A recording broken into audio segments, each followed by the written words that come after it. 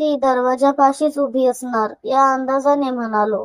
मग साधारण 10-20 सेकंदाने पदराशी चाळा करत तिने पुन्हा हसून डोकावून पाहिले. काही नाही, सहजच बघतोय.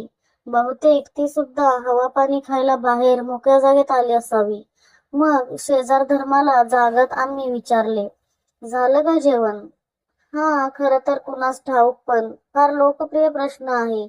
तर असा हा जबरदस्त प्रश्न विचारून मी बाहेर आलो आणि तांब्याभर पाण्याने चूळ भरून पिचकारी मारली आणि उघड्यावरच हात धुतले. मोकळ्या जागी हात धुण्याची गंमतच वेगळी. तुम्ही सरकारी नोकरीत आहात असं कळलं, ती म्हणाली.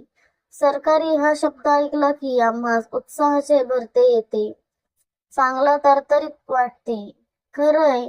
आम्ही दुसरी पिचकारी मारत तिच्याकडे बघितले.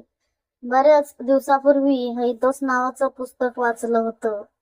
अचानक त्याचीच आठवण झाली. सौंदर्याचा आयटम बॉम्ब वगैरे काय म्हणतात ते हेच. गोरीपण आणि शृंगारास आतुर वगैरे असलेली ललना साक्षात पुढे उभी होती. आमच्या ह्यांच्या नोकरीचं काही बघता का, तिनं लाडमिळपणे विचारलं. ह्यांच्या म्हणजे तिच्या नवऱ्याबद्दल बोलत होती ती.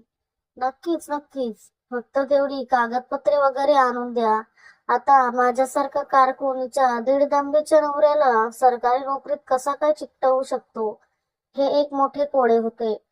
हिचा नवरा वॉचमॅन आहे एवढे मला समज